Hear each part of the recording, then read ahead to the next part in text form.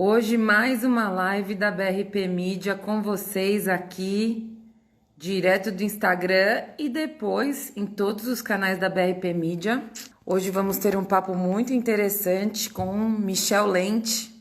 O tema de hoje é o incerto é a nova certeza.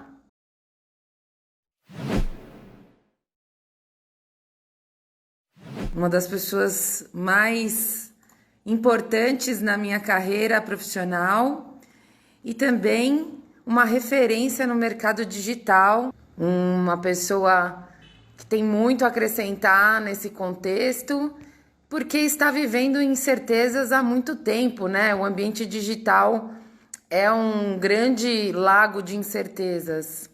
Deu certo isso aqui? Deu certo! É sempre uma emoção essa entrada, né, Miki? Boa noite, tudo bem? Boa noite. Tudo bem, tudo ótimo. Que ótimo ter você aqui. Que bacana esse tema que você trouxe para fazer uma reflexão aí sobre incertezas, ser a nova certeza, né? As incertezas são as novas certezas que a gente tem. A única garantia é que a gente não está sabendo de nada, né? Eu Muito costumo bom. falar que quem tem certeza de alguma coisa não está entendendo nada nesse momento. Tá difícil, Ótima frase. né? Deia Carvalho, boa noite, tudo bem, minha querida? Conto com as suas perguntas aqui com Michel Lente hoje. Michel Lente, vou fazer uma introdução bem linda e carinhosa. Michel Opa, Lente, um dos pioneiros da internet no Brasil, há mais de 25 anos nesse contexto.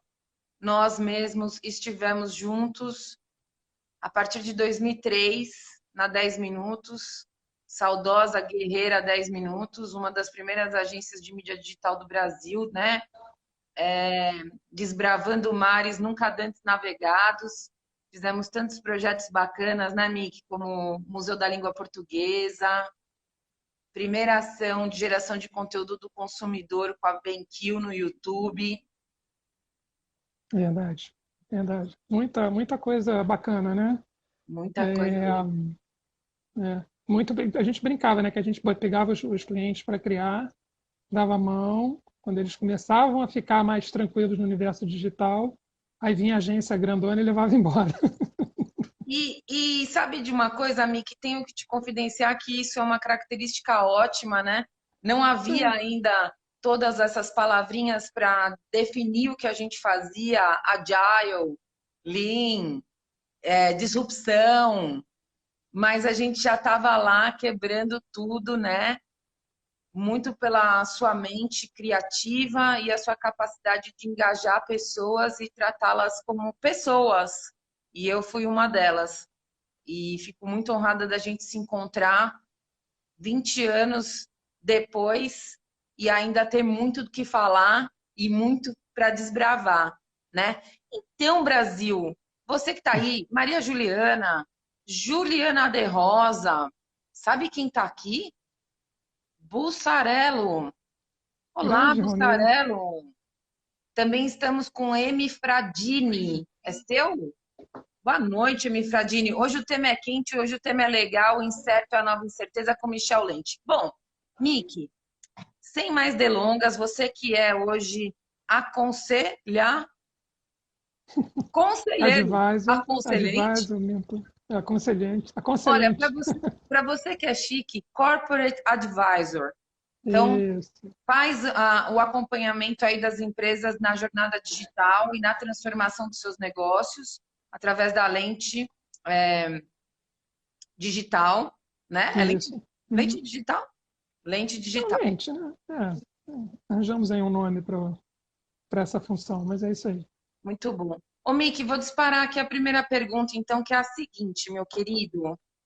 Quem disse que um dia a gente teve certeza de alguma coisa? Por que essa loucura em cima dessas incertezas, novas incertezas que estão surgindo, na sua opinião? Eu acho que, sobretudo, a gente está caminhando cada vez mais por uma aceleração das mudanças, né?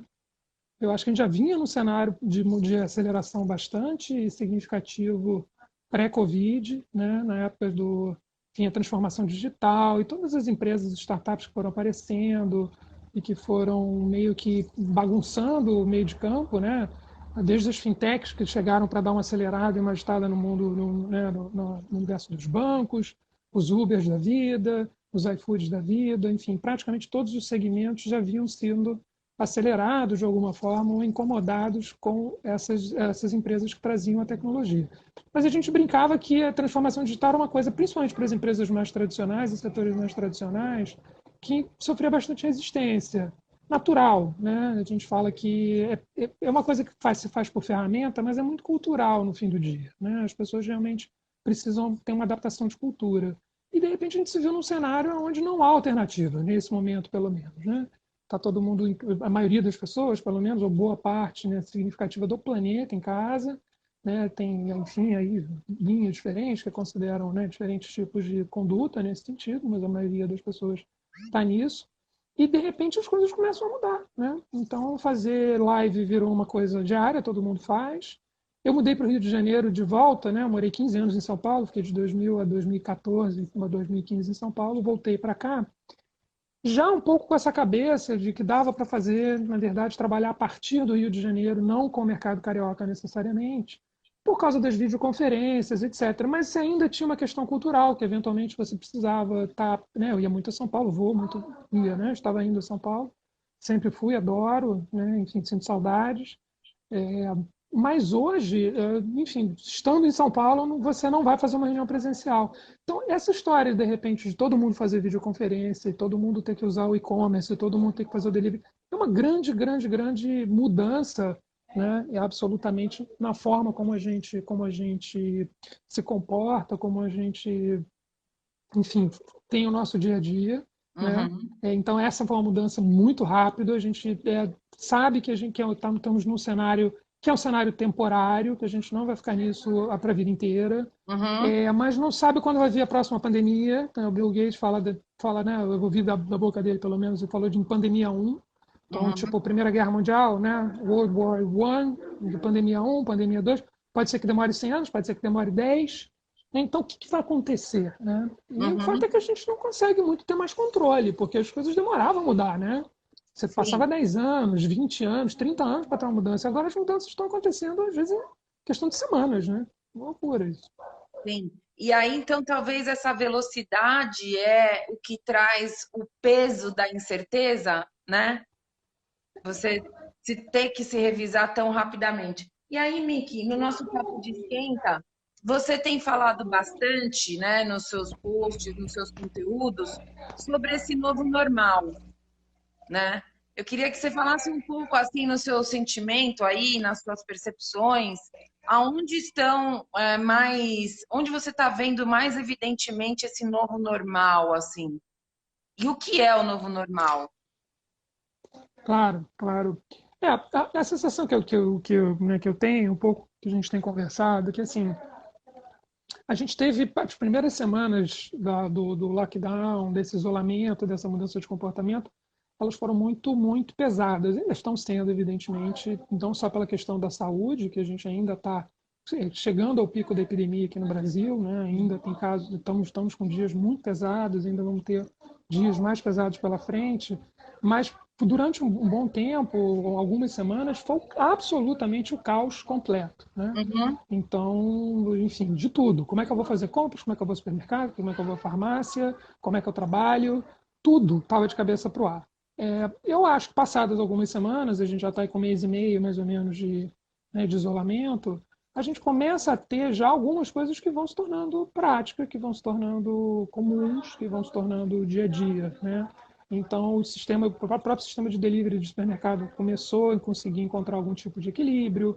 Você começa a pensar, bom, agora eu vou resolver minha vida com a farmácia desse jeito, com o supermercado desse jeito, com o hortifruti desse jeito, né?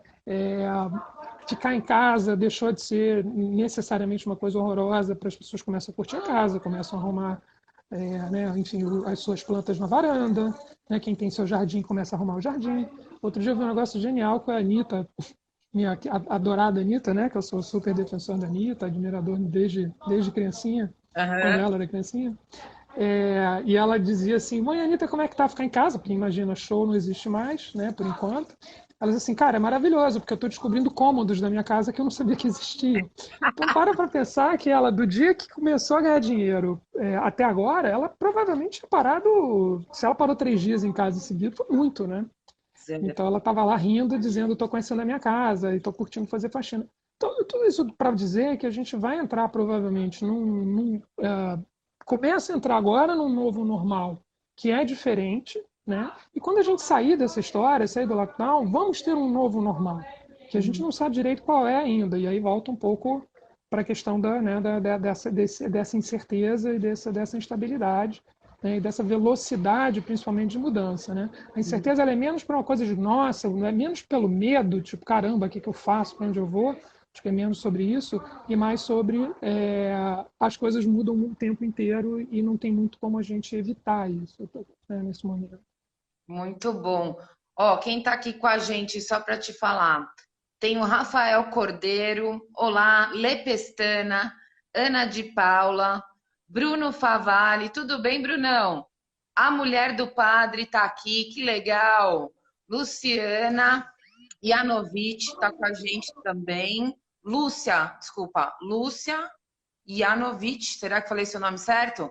A Paula, todo mundo mandando coraçãozinho aqui, ó. A Jude Rosa colocou: como trabalhar com planejamento, seja ele de qualquer natureza, com mudanças tão rápidas? Devemos fazer algum planejamento? Ótima pergunta, Ju. Deixo com você, Miki. Acho que sim. Acho que o planejamento ele é necessário, né? Não tem muito como a gente efetivamente fugir dele, né? O que eu acho é que a gente cada vez mais, eu acho que aí pode fazer um certo paralelo com toda essa coisa agora da metodologia ágil, né, dos sprints. Eu acho que isso é uma boa disciplina, eu acho que tem muita moda em cima disso, né? Mas eu acho que o que a gente precisa entender é que a gente não pode e não deve mais planejar longos períodos. Não adianta fazer um planejamento de 2 anos, de 5 anos. Claro que você pode dar um norte. Em 5 anos eu gostaria de estar em tal lugar. Gostaria de fazer tal coisa. Né? Mas a gente efetivamente precisa fracionar esse planejamento em períodos muito mais curtos hoje em dia. A gente precisa fazer com que esse planejamento aconteça para as próximas semanas, para os próximos meses. Né? Nesse período de pandemia, etc., no meu trabalho de advisor, que eu faço com algumas empresas, a gente teve que fazer com muitas, né, com todas, na verdade, um plano de travessia, né? O que é fazer, como é que é custos, né, equipe, produto, pivotagem, às vezes, de oferta de produtos e serviços, o que faz com marketing, continua anunciando, para de anunciar, como é que movimenta produto na cadeia, né, na cadeia de produção, enfim, mas todos os planejamentos feitos de uma forma muito pontual, né, com um objetivo muito claro, para aguentar algumas semanas, e mesmo assim você tem que planejar, né, colocar o que você pensou na rua e determinar quais são os indicadores para ver se aquilo está dando certo ou não, né, para efetivamente ir fazendo correção de rota. Realmente a gente precisa trabalhar agora em períodos mais curtos, né, fazer coisas bem mais enxutinhas para a coisa chegar onde precisa, porque senão não tem como a gente conseguir dar conta da quantidade de variável que tem na mesa, né?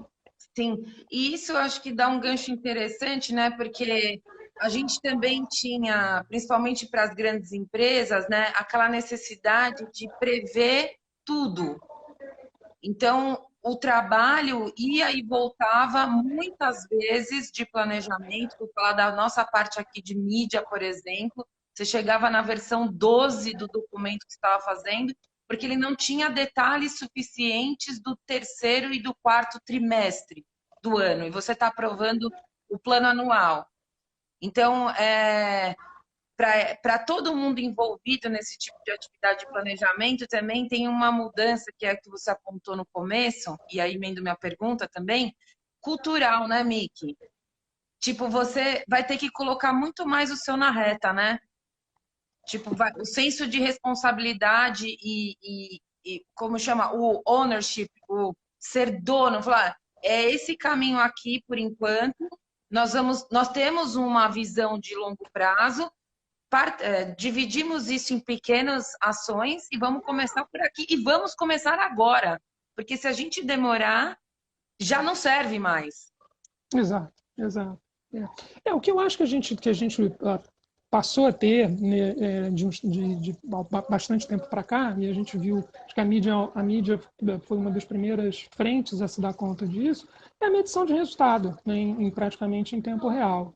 É não que tudo deva ser medido em tempo real, tem coisas que não vêm com tempo real, e aí quando a gente fala de construção de marca, de outras coisas com esse entendimento, elas demoram mais tempo, não dá para ser tão imediatista com relação a tudo. Mas a gente passou a ter ferramentas, né, de controle, de medição, que permitem que a gente efetivamente consiga ter uma ideia do que está acontecendo muito mais rapidamente, né? E antigamente não, antigamente você tinha que fazer um processo que você colocava na rua, as produções eram produções mais sofisticadas, né? A gente, olhando aí dentro do contexto do marketing, né, é uma mudança que a gente teve, uma mudança absolutamente estrutural, né, principalmente nos últimos 10 anos, mas mais nos últimos 5, 6, é que a gente saiu fez um shift muito de dinheiro que estava em plataformas mais tradicionais para plataformas mais digitais, né? E o tempo da plataforma é um tempo diferente, assim como os montantes são montantes diferentes, né? Então, por que você gastava 2 milhões, 3 milhões de reais, às vezes, num comercial de televisão? Primeiro que você fazia um comercial por ano, ou 2 por ano, para aquela marca, eventualmente, né? E você ia fazer um flight de 5 meses, 6 meses, ia gastar 30 milhões de reais, às vezes, né? Falando de grandes marcas.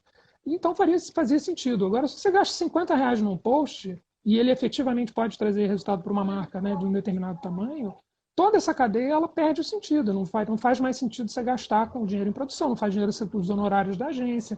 Então, tudo isso, né, veio como ingrediente para um contexto que a gente tem hoje em dia, que é um contexto efetivamente enfim, resultados de mais curto prazo, né? Mas também condições da gente medir e da gente ir corrigindo. Então, a gente bota na reta, mas a gente, ao mesmo tempo você pode arriscar com menos, o teu custo de risco ele é menor. Né? Por que você pesquisava tanto e testava tanto um comercial? Porque você ia gastar uma fortuna naquilo ali. E uma vez que estivesse na rua, você não tinha como voltar atrás. Né? E hoje em dia não, hoje em dia você faz um teste com 15 reais, vê como é que o público está reagindo, usa 5 peças diferentes, né? E alterna e vê aqui que está funcionando melhor, você mede todo o processo ponta a ponta, né? Na medida que ele, né? Enfim, uma campanha, etc.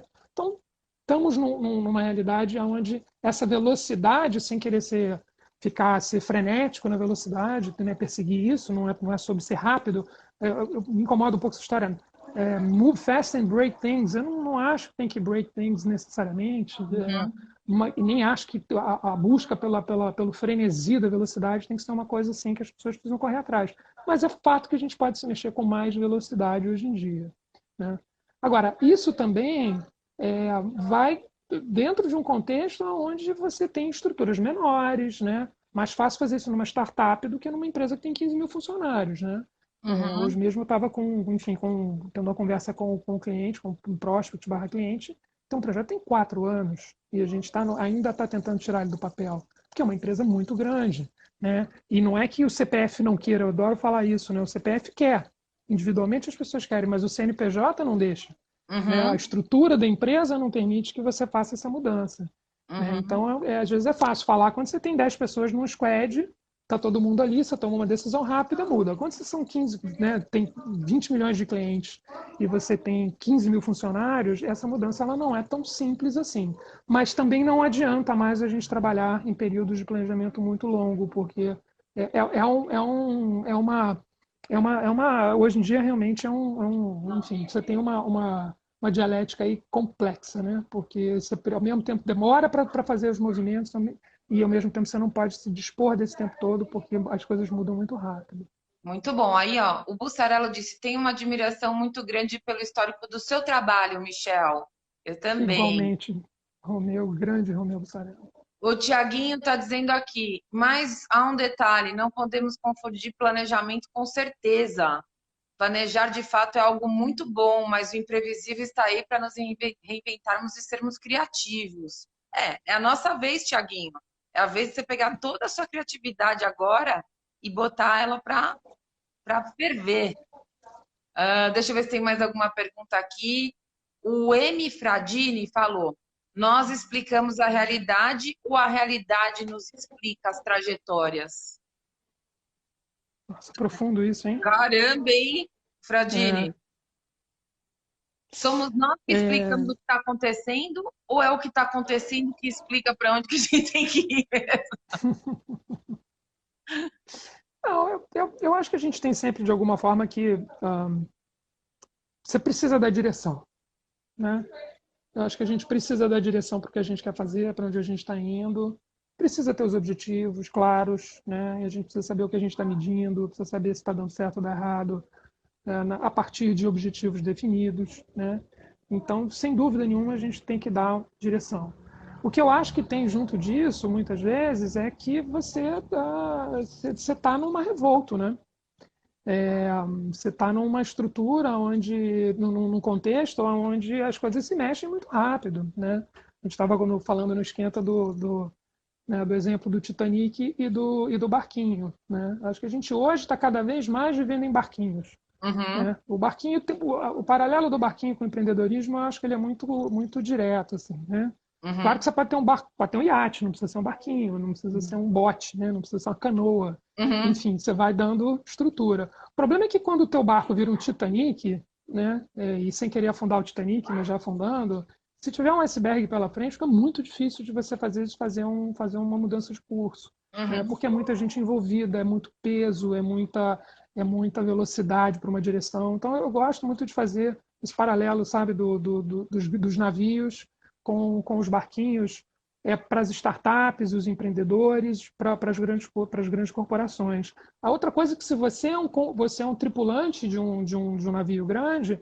você tem uma ilusão, né, uma sensação de segurança, mas as Covid são os icebergs, no fim das contas. Né? Então, mesmo que a gente tenha lá a CLT, nosso olerite no final do mês, etc., etc., você pode ter alguma coisa que, independente da qualidade do teu trabalho, do teu trânsito político, da forma como você se comporta dentro da empresa, das tuas alianças, que aquilo dali efetivamente acabe com a tua sensação de segurança e faça com que o navio afunde.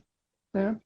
Quando você está num barquinho, chacoalha mais. Você não sabe se você vai passar da próxima onda, mas você está com o timão, né? Você está com a direção e você efetivamente pode tentar surfar essa onda de uma forma um pouco com mais controle, ainda que você sinta a ameaça muito mais próxima de você. Né? Então, o que é melhor? É difícil dizer. Né? Eu acho que isso aí tem uma questão de estilo. O que eu acho que é importante entender, e aí isso tem a ver com a incerteza é o novo certo, é que ainda que você olhe para situações onde você está numa grande estrutura, onde você está numa grande corporação, etc., etc., nada mais garante que aquilo vai durar por muito tempo. Né? Porque os riscos externos, os icebergs externos, eles estão cada vez mais presentes e mais reais. E era uma coisa que antigamente durava muito. Você pegava uma Xerox e você podia ter uma carreira de 40 anos, numa Xerox, numa Canon, enfim. As empresas todas hoje, que são marcas mais lembradas, etc., são empresas que têm no máximo 20 anos. Elas não são empresas centenárias. E as empresas centenárias, de uma certa forma, foram acabando, né? E não acho que as empresas que estão aí vão durar 100 anos tampouco, né? Não acho que o Facebook vai durar esse tempo todo, não acho que o Google vai durar esse tempo todo. Então a gente começa a ter que lidar com esse incerto, né? Com essa certeza com a certeza da incerteza, cada vez mais como uma coisa que veio para ficar. E não precisa ser necessariamente angustiante. É uma outra forma de lidar. É você estar no barquinho e ficar mudando a direção do barco na medida que você vai sentindo para onde é que a onda está indo. Né? Isso eu queria explorar mais com você, Miki. Mas antes, eu vou falar aqui, ó. Béia Carvalho falou: eu também sou sua fã, Michel. Beleza, Idem da Béia, eu adoro Béia. Então, assim, as emoções humanas nas corporações, né? Então, se a gente olhar lá, que a gente tinha um mundo de certezas, e que você também, como uma pessoa que trabalhava no Titanic, precisava acertar sempre, porque não tem erro. Estamos aqui há 100 anos fazendo isso aqui. Se você errar, é porque você é mirim, entendeu? E agora, como é que a gente... você está vendo na sua convivência de advisor esses profissionais tendo que conviver com essa emoção do eu vou errar, é incerto. E como que eles têm reagido a isso nesse processo? Claro, eu acho uma super boa pergunta. Eu acho que, de uma certa forma, é bastante natural, né? Eu acho que não tem muito mais para onde a coisa fugir, sabe? No fim das contas. É, Acho que é angustiante de uma forma geral, como eu estava comentando. A gente ainda é educado para entrar na faculdade, para entrar na escola, tirar boas notas. Os meus filhos ainda passam por um processo de educação, os nossos, né? Enfim, eu acho que a Mariana também, né, ainda tem, né? Talvez os nossos netos já tenham uma coisa um pouco diferente, mas ainda é um processo de entra, faz o curso, faz a grade curricular, tira nota, passa no Enem, entra para uma faculdade, arranja um emprego. Só que o emprego acaba, né? O emprego não segue, você não vai mais fazer carreira numa empresa, Aham. né? Porque essa empresa vai acabar, provavelmente, antes de você terminar a sua carreira, né? E antigamente você ia lá fazer concurso público, entrava para a Petrobras, né? Enfim, alguma coisa assim. Nem sei se mais alguém que faz concurso público hoje, daqui a 10 anos a Petrobras vai ter estabilidade. Pode ser que acabe, inclusive, a estabilidade do funcionalismo público, né? A Uhum. gente está neste nível de mudança de incerteza. Uhum.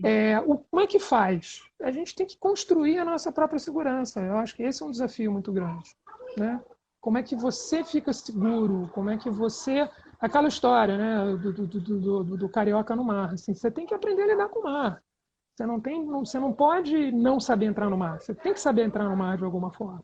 E eu acho que, Uhum. de uma maneira geral, a gente, por mais que fique aterrorizado ou fique um pouco aflito com essa questão que a gente tem hoje em dia, né, conseguir entrar no mar é um negócio, e saber se virar no mar é muito importante. Com barco ou Uhum. sem barco, né? Nem que seja no braço ou no nado. E a gente, enquanto está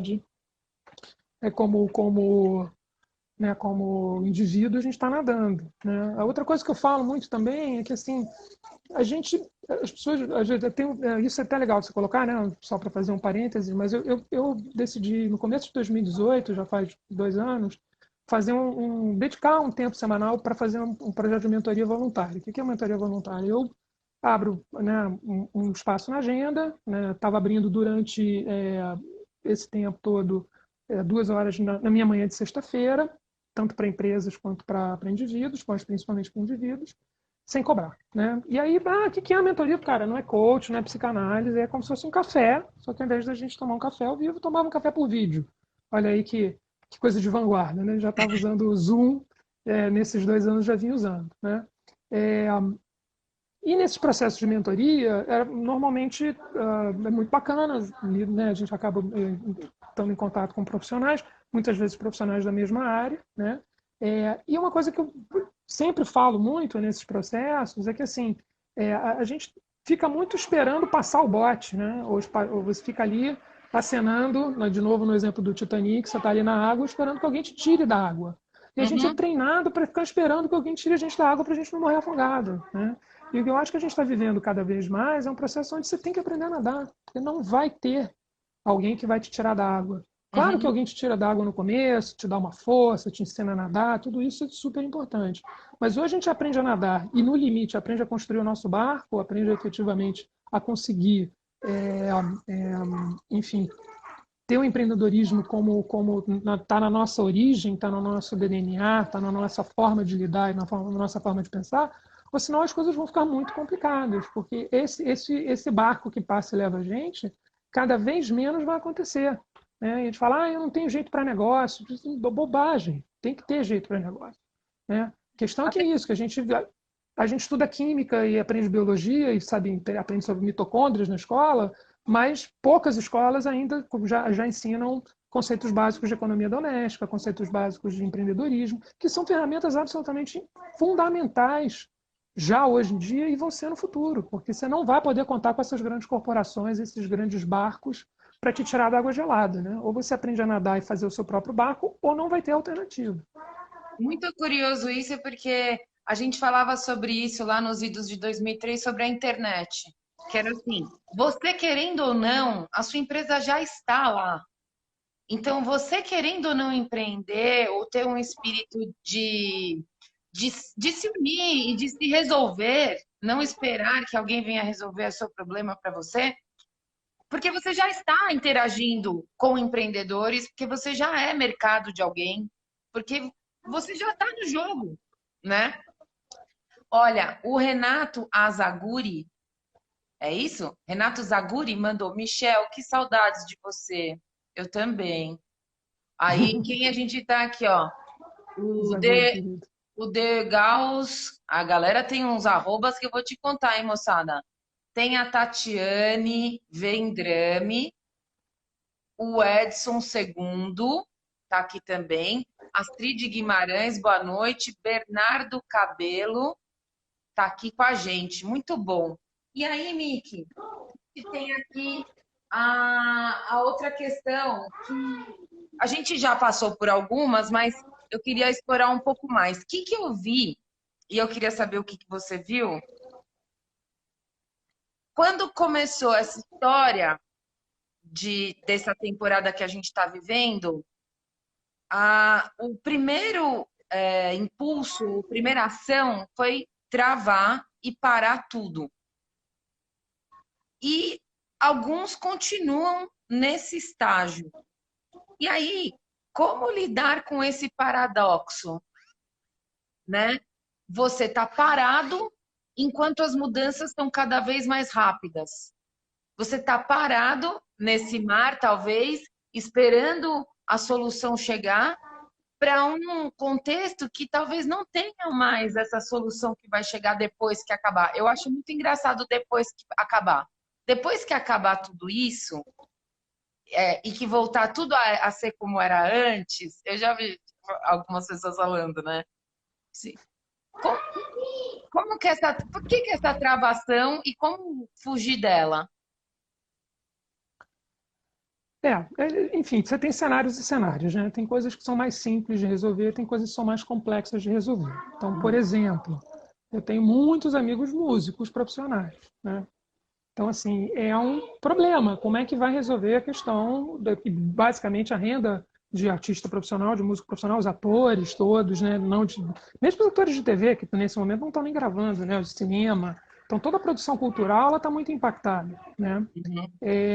E é desafiador. É desafiador. Eu acho que tem uma mudança que é uma mudança cultural, tem uma mudança que é uma mudança de modelo de negócio. Muita coisa vai impactar, tá? Algumas coisas são mais fáceis de resolver. Então, evidentemente, tudo aquilo que pode ser resolvido pelo comércio eletrônico, tudo que pode ser resolvido, né, por serviços de entrega e coisas assim, a gente vai conseguindo resolver um pouco mais fácil.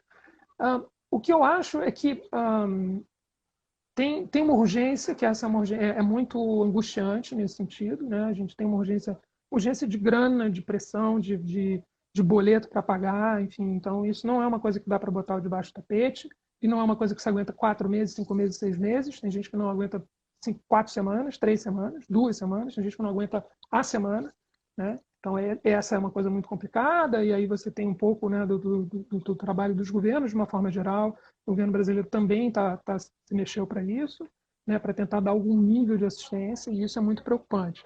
A única coisa que eu consigo olhar e dizer de uma forma um pouco mais positiva, trazer um pouco mais de alento nesse momento, é que a gente, ainda que demore, vai começar a encontrar soluções dentro desse contexto, né? Então, vai ter alguma alternativa para a música. Então, por exemplo, o que eu vi muito acontecer é que todo mundo que tem conteúdo e tem arquivos de áudio, etc., nas plataformas de streaming, está bombando o streaming, porque o streaming gera algum tipo de renda. Né? Uhum. Ou você vai ter que fazer um ajuste, não vai dar mais pagar R$19 ou R$20 no Spotify, talvez tenha que pagar R$40 no Spotify. Né? Mas algum tipo de ajuste vai se dar. O que eu posso, e também, por pior que seja o cenário, a gente vai retomar algum normal, a gente não sabe qual é o normal, né? Tem uma propaganda de algum banco que diz as coisas, não se preocupe, acho que vai demorar, mas as coisas vão voltar ao normal. Eu não acho que vão voltar ao normal, eu acho que vai voltar a algum normal, mas não dá para dizer que as coisas vão voltar ao normal. Para mim, isso outro banco que dizer aguente firme, que é maravilhoso. Um banco dizer aguente firme é sensacional. Então, tenho falado para os bancos, por favor, parem de anunciar, porque nesse momento está difícil. Assim, ou você anuncia para dizer alguma coisa muito prática e pragmática de como as pessoas, como você pode ajudar, né? Enfim, como as pessoas podem fazer uso do que você está oferecendo como ajuda, ou então, né, nesse momento, não é hora de construção de marca, marketing de propósito, enfim. Mas esse é outro assunto. O que eu posso dizer é que, assim, quando a gente retomar o normal, que a gente retomar, a gente vai ter uma somatória de coisas, porque a gente está desenvolvendo muita coisa nova neste momento, né? E essas coisas novas vão aparecer como modelos alternativos, vão aparecer como novos produtos, novos serviços, que vão se somar àquilo que a gente tinha antes de alguma forma. Não tudo vai ficar, algumas coisas vão mudar, né? Hoje eu estava vendo uma matéria mais cedo da Via Varejo, que já recuperou 70% do faturamento que eles tinham antes do lockdown, sem ter reaberto as lojas, que reabriram acho que 30% das lojas. E que o digital já dobrou a contribuição. Né? Ele era responsável por 30% do faturamento, tá mais do que dobrou, está com 65% do faturamento. Quando voltar, vai ter uma mudança muito grande. Né? Primeiro que o digital vai continuar lá. As pessoas não vão deixar de comprar online depois que elas começam a comprar online, porque é muito cômodo. Né? Ao mesmo tempo, vai ter vacina, não vai ter vacina, as pessoas não vão entrar nas lojas. E eu não acredito nisso, eu acho que as pessoas vão voltar a entrar nas lojas, mas talvez você não precise mais de tanta loja, porque boa parte vai ter migrado para o digital.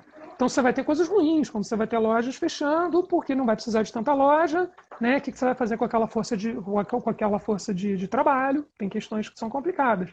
Por outro lado, você consegue fazer com que o negócio funcione de uma forma mais eficiente, né? Com menos custos fixos. Então, assim, tem um monte de coisa, né? E aí as frases célebres, né? Quando está chovendo, alguém vende guarda-chuva, quando uns choram, outros vendem lenço. Tem tudo isso que a gente fala, que é meio filha da puta, de uma certa forma, desculpa o meu francês, mas é real de uma certa maneira. Então tem que olhar essa situação como um puta de um problema, mas uma puta de uma oportunidade. O problema é tirar da cachola como é que encontra isso, como é que encontra essa oportunidade, como é que recria coisas que a princípio parecem completamente não possíveis. E na medida que eu digo que a gente está começando a retomar um novo normal, né, está começando a ganhar um normal, entre aspas, onde algumas coisas vão se acomodando, eu acho que a gente começa a incorporar como sociedade um monte de coisa que a gente antes não tinha, e vai ganhar muito. Eu acho que a gente vai ganhar muito, com muito sofrimento, infelizmente, né? Com muita dor, muita perda, muita morte, mas tem um lado bom que a gente vai aprender muita coisa nova que a gente não estava aprendendo. A semana passada a gente conversou com a André Assunção, da Unique Eventos, que é também uma empresa do coletivo de comunicação, que a BRP faz parte, e eventos foi um dos setores que relevou na carne, né? Evento muito mal representado. E aí ela trouxe uma visão muito positiva e que agrega com o que você disse, as coisas vêm a se somar. Então, é possível que o portfólio de eventos, né, aumente e que fazer presencial ou online seja mais um das escolhas que você possa ter, né? Isso Total. é muito, muito interessante. Ó, a Juliana está querendo fazer consultoria gratuita aqui, né, Jude Rosa? Jude Rosa da Unique Eventos também, ó. A Jude Rosa está falando assim, Michel, alguma dica para pequenos empreendedores aprender a nadar no marketing digital? Porque, só complementando antes da sua resposta, desculpa, Miki, tem isso, né? Eu aqui compro no Hortifruti. O Hortifruti, eu falei, vocês entregam? Entrego. O que eu faço? Me manda um e-mail com a lista que você quer. Então, assim, tá num nível num estágio digital muito primário, né, para o mundo que se apresenta. Sim. Então, essa é uma oportunidade, ou realmente assim, olha, amiguinha, desencana que não vai ter tempo para você montar seu e-commerce, ou não vai ter tempo para você aprender a nadar. Então, acho ótimo as duas coisas. Sim, o Hortifruti, especificamente, eu por acaso tive uma reunião com eles não faz muito tempo, agora já no pós-pandemia, e eu consegui ver um pouco o retrato interno. Estão se mexendo muito rápido. Uhum. A gente fica brincando que a gente está fazendo 5 anos de transformação digital. Eu já falei com um colega da Redditor. Né? Eu falei, e aí, como é que tá, Ariel? Ele falou, cara, 5 anos de transformação digital em 3 semanas. Porque sim, de repente você não tem alternativa, né? Falando de hospital, então é uma loucura, né? E você tem que se adaptar. Então, ainda que demore um pouco, a gente tem 6 semanas disso, né? E eu acho que não é um movimento que para depois. pelas razões que a gente estava falando. Eu acho que eles vão continuar. Então, vão chegar lá. Eu não tenho a menor dúvida que vão chegar lá. Tem gente séria, tem gente... né? E mais do que isso, por mais que alguém apareça fazendo uma solução bacana, legal, mais interessante, não é só entregar o e-commerce, né? Você tem toda a cadeia de fornecedores, você tem a turma dos orgânicos, você tem todo o resto da cadeia que você não troca assim de uma hora para outra. Ah, vai aparecer uma startup que vai ser melhor do que o hortifruti. Não, não vai.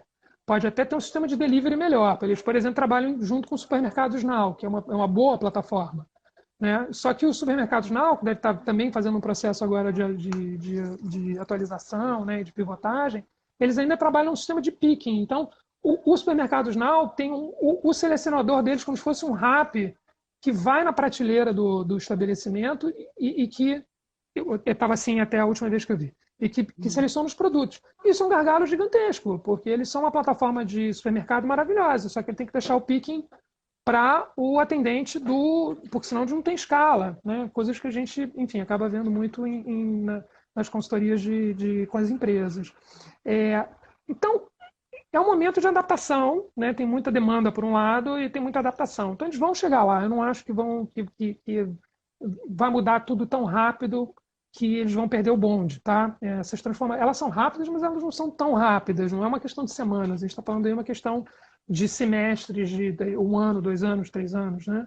A gente só você vê as fintechs que estão chegando num tamanho, né? As fintechs grandes estão chegando num tamanho de banco, começa a ter problema de banco normal. Começa a ter problema. Não dá para você operar com 3, 5, 10, 15 milhões de clientes como você operava com 100 mil clientes ou com 50 mil clientes. Né? Sobre o pequeno empreendedor, cara, o mundo é seu. Eu acho que assim, o marketing digital ele é absolutamente feito para o pequeno empreendedor. Né? A angústia só que tem para o pequeno empreendedor é que é difícil ele contar com assessoria de gente, né, de profissional mais qualificado ou mais escolado com isso, porque, de novo, aí a gente vai para uma questão de custo, né? O custo de hora homens de um profissional para te ajudar a fazer um trabalho, né, de marketing digital acaba sendo muito desproporcional versus o que você investe, versus o que a tua empresa fatura. Então é difícil, né? É difícil você contar com a ajuda de alguém, mas tem um universo enorme de cursos, vídeos, aulas. Então, assim, vai um pouco na linha do que eu estava falando do aprender a nadar. Tem que aprender a nadar um pouco. Né? Não dá para terceirizar essa questão. Né? Os bons empreendedores, pequenos empreendedores que lidam bem com marketing digital, meteram a cara e aprenderam, e não é difícil. Eu costumo falar, porque é muito difícil. Aí a pessoa vai lá e está fazendo costurando a barra de uma calça. Pô, costurar a barra de uma calça para mim é muito mais difícil do que fazer marketing digital. Enfim, eu estou só querendo trazer um exemplo de que a gente faz coisas muito mais difíceis e a gente às vezes cria um bloqueio. Não, isso eu não entendo, nisso eu não quero entrar. Estamos numa época que não vai dar muito para a gente dizer nisso eu não entro, disso eu não quero, isso eu não tô afim. Né? E você vê isso com as gerações um pouco mais velhas, né? Eles dizem, não, já não entrei nessa moda, pessoa com 50 anos, não entrei nessa moda. Você como não entrou nessa moda? Você provavelmente vai viver mais 40 anos, então não tem essa moda, não é tipo, já foi. Né? Porque vai passar muita coisa ainda nos próximos 40 anos. Você está passando nessa velocidade, né, com Covid e coisas assim, imagino que vem pela frente. Né? Então, é um pouco angustiante, mas a gente também nunca teve tanta ferramenta disponível. Outro dia tinha um cara que dizia assim, o que eu faço? Será que eu faço um curso para melhorar o meu currículo? Eu digo, olha, o curso para melhorar o currículo é você ficar com uma roupa bonita pedindo para alguém te tirar do mar. Oi, me tira do mar aqui, estou bem vestido. Então, esquece a história de tirar do mar. Né? Se você achar que o curso vai te ensinar uma coisa que você não sabe, né? Ou se você achar que, não, porque é uma fortuna, tem que fazer investimento, parará, um curso fora. Eu digo, olha, se você quiser ir para o curso fora, para viver fora, ter uma experiência fora do Brasil, conhecer gente de outros países, viver a cultura e aprender alguma coisa, eu acho maravilhoso.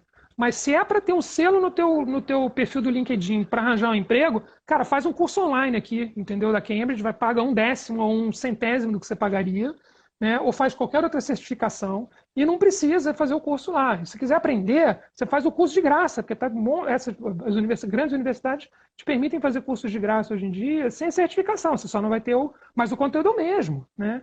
Então tem muita oportunidade agora, mas não tem muito jeito, tem que enfiar a cara e a gente tem que aprender a continuar aprendendo a vida toda. Isso não vai ter mais jeito, né? Não tem a história do acabou a escola, acabou o mestrado, acabou o curso superior e você não precisa mais estudar. Vai ter que o tempo inteiro estudar. É que a gente vai estudar de uma forma que a gente nem se dá conta que está estudando, né? Você vai aprender conteúdo de formas divertidas, com vídeos, com jogos, com outras coisas e beleza. É só entender que a gente vai ter que continuar aprendendo sempre, né? Ó, Ju, que legal. Mesadri, um beijo, meu querido. Sabe quem tá aqui entre nós? Débora Anitta. Se for Débora Anitta que eu estou pensando, Débora Anitta estava entre nós lá em 2003, 2005, né? No Banco Aham. Real. Olha, que legal. Muito bom. E tá a Deb Benaim também, olha aí, olha. Débora Benaim. É? Ô, Débora, É. tudo bem? Quanto tempo, hein? Sheila Fotógrafa Oliveira. maravilhosa. Sheila Oliveira. Sheila Oliveira é carioca? Se for Sheila Oliveira carioca, também temos uma história aí. Você conhece a Sheila Oliveira aí do Rio? Já Acho que eu trabalhou no conheço a Senac? Sheila Oliveira. Acho que sim, sim, Sheila. Conheço, Muito conheço, claro. bom, Sheila, bacana. Béia, meu Deus, os bancos pisam no tomate direto. É verdade. Reduzir a taxa de juros no cheque especial ninguém quer, né? Não, de jeito Congelar aquele nenhum. financiamento imobiliário também ninguém quer, né? Agora, Não. doar e fazer campanha emocionante, estamos Doar tendo. mixaria, É, doar um 28 avos do lucro líquido anual, o pessoal doa, mas o e resto abatendo do imposto de renda, né? Que é a beleza da coisa. também acho que tem isso. Né? É. Aí, olha, o Júlio Rosa falou, me salvou, Michel. É, me salva, me salvou. Ó, Renato Zaguri colocou aqui, ou tá falando dos músicos, ou ambos, Uhum. todo show vai vender para outro valor e online. Então você vai poder ir ao show, estou entendendo, presencial e no show online. Eu pensei isso também, sabia, Renato? Que agora a gente vai ter mais uma opção, né, de ver as coisas. Olha, Acho que sim. A Sheila Oliveira mandou assim: que legal, Michel e Bartira, que legal ver vocês dois. É verdade, porque para você, nós somos dois núcleos de novela diferentes, né? Nós não É somos lá no verdade. mesmo núcleo da novela. Não, não, Então, não. Momentos diferentes, é isso aí. ó, o M. Trevisani. Se for Marcelo Trevisani também, Deve ser Marcelo. É. exatamente, é CIT, né? Agora, ele. Débora Benaim, que legal! Poxa, dois monstros. Monstro é você, minha querida. O que você anda fazendo, né? Débora Mandou virou um uma salve. fotógrafa de absolutamente espetacular. Faz tipo, muito, muito de casamento, mas de outras coisas, ampliou também. E as fotos de casamento, eu sigo ela no Instagram, uma maravilha o Instagram dela, absolutamente divino, divino, divino. Ah, vou Muito seguir legal. também. Vou até casar, Débora, para te chamar, tá? É, Vou fazer. Obrigado, Michel. Se tem uma coisa que estou fazendo é estudar e meter as caras. Sheila Oliveira, coraçãozinho. Débora, coraçãozinho. Sheila Oliveira, mas todos em Sampa desde o ano passado. Agora no Sebrae, cuidando das micros. Oh, que legal! Tem que vir muito aqui bom. falar como é que tá a história das micros, hein? Marcelo Trevisani falou, sou eu mesmo, agora na Vivo. Parabéns, meu! Boa, Marcelo. Muito bom. Precisamos tomar um café virtual, porque eu quero saber das tuas novidades aí. Tempo que Depois a gente vocês não me... fala. Vai, fala. Depois Não, não, vocês tá me comentando. contam É. tudo também, porque ele tinha um desafio super grande e deixou lá a CT bem bonitinha, viu? Parabéns, Sim. Marcelo. Opa, Deixou antes e depois certinha. do Marcelo. É. Antes e depois total. Muito bom, viu? É, renovação de votos também, Miki. Ó, a Débora já fazendo o jabazinho dela aqui. Se você quiser renovar seu voto Boa, com a senhora, boa, você já boa, pode boa. chamar a Débora também, tá? Total. É. Miki, caminhando aqui para os 10 minutos finais, eu queria saber, então, qual é a mensagem que a gente tem aí para viver essa incerteza de um jeito. Você já falou todas, né, meu querido? Mas se você quiser deixar uma mensagem de luz aí para as pessoas, qual seria essa mensagem no nosso tema? O incerto é a nova certeza. Eu acho que basicamente o que precisa fazer agora é esvaziar essa palavra incerteza de significado negativo. Acho que seria um resumo, sabe?